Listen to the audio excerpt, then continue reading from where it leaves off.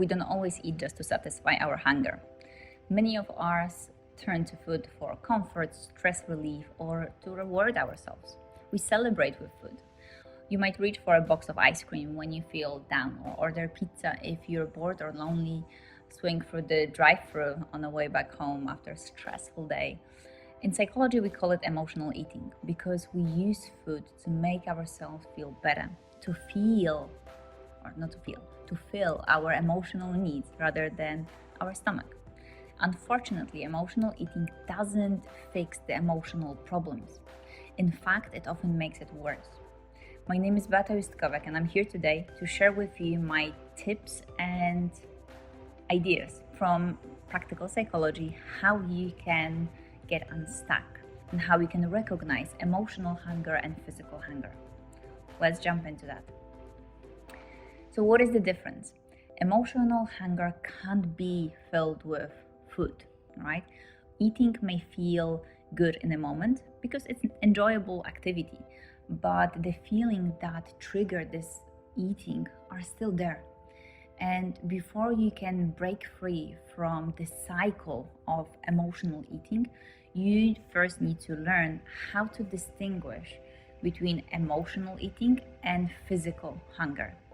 This can be trickier than it sounds, and I know I've tried it a few times, and I've been working with individual clients on that as well for years, especially if you regularly use food to deal with your feelings, right, with your emotions. So let me walk you through my 5 key differences on physical and emotional hunger. Physical hunger comes on gradually, while emotional hunger comes on suddenly. Physical hunger can wait, but emotional hunger feels like it needs to be satisfied instantly, now, only now. Everything you want to have is now, right? Physical hunger is open to options, so loads of different things sound good, while emotional hunger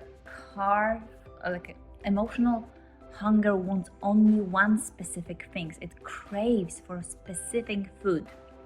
Donut, pizza, ice cream, whatever that is. Sometimes chocolate, sometimes raspberries. I have sometimes these crazy cravings for strawberries. Physical hunger stops when you're full, and emotional hunger isn't satisfied with a full stomach, right? So that's when we often add something sweet at the end, even if we are super full, right? And the last difference is that emotional eating, or eating to satisfy eating to satisfy physical hunger, doesn't make you feel bad about yourself, while emotional eating often triggers feelings of guilt, powerless, and shame afterwards. All right. Next time you feel hungry, you can use this list of 5 differences to figure out if you're physically or emotionally hungry. So take a screenshot, save it on your phone, use it. This is for you, okay? So let's say you realize you're emotionally hungry. What you can do? My top strategy to conquer the emotional eating are few sequences. So I'll walk you through that as well, all right? So first, breathe and take 5, right? Try to put off eating for 5 minutes, or if 5 minutes feels a little bit impossible, too long, start with 1 minute. Emotional eating is automatic and virtually mindless. But if you can take a moment to pause, to reflect, and give yourself the opportunity to make a different decision, then it's a great start. So pause for 1 minute or for 5 minutes if you can. Ask yourself, am I physically or emotionally hungry?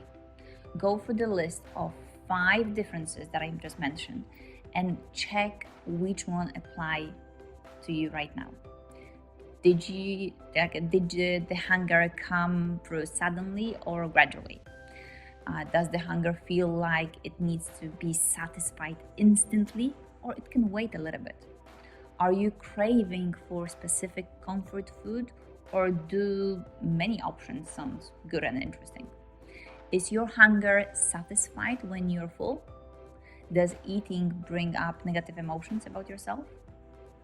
Like a critical, judgmental thoughts, emotions. If you realize you're physically hungry, make sure to eat mindfully. And if you want to watch a video about mindful eating, you can find it on my channel. That's quite a funny video, I need to admit. But I made it. I wanted to make it practical and share my take on mindful eating. So I encourage you to try to find it on my YouTube and try it on. If your hunger is emotional, continue with these few steps, okay?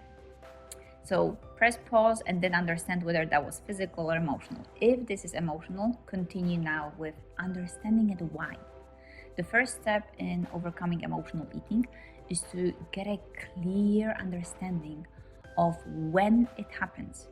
So trying to understand when exactly, keeping a diet journal or make a note of your mood each time you eat. This will help you, because what we want to do, we want to track what you eat, and just before you eat, what did you feel? What did you do? Don't empower the demons in you, okay, or the negative voices, the feelings that will make you crave more. So by eating during the negative emotion, you're giving food a new power beyond just meeting your nutritional needs, right?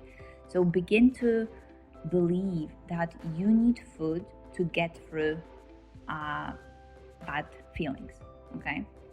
So this is how we start to strengthen our like a mindset, that we begin to believe that, yeah, I need this food to go through this whole bad day, and you don't. Okay, try to challenge it, try to approach it from curiosity and a little bit of flexibility. And then the last step, find healthy ways to cope. Okay, with some negative feelings, try to find those ways that do not cause extra problems. Okay, so don't get lost in a TV for hours or Netflix. Don't try to overdrink, overeat. Much better would be to sit and talk to someone, engage in a conversation, right? Or you can journal, reflect, silent reflection, journal about what's happening now. What do you feel in your body? What do you think about? And put it down, pen and paper, and journal. Or you can exercise. You can go for a walk and still think about it. Move your body, distract yourself a little bit differently than sitting and knowing that there is my fridge. I can just open and munch and eat, right? And the last step, reward yourself. When you succeed in not giving into the craving, reward yourself with something that is important, something that is unrelated to food, okay? This could be as simple as reading a magazine and just 10 minutes of flipping the pages and unwinding, right? Or maybe taking time to, do your nails, do your hair, go out, or maybe that should be 2 minutes of listening to your music, something that you really enjoy. So I hope that was helpful for you to learn more about what does it mean to recognize the physical and emotional eating and how to start breaking the cycle of emotional eating. Thank you for your attention.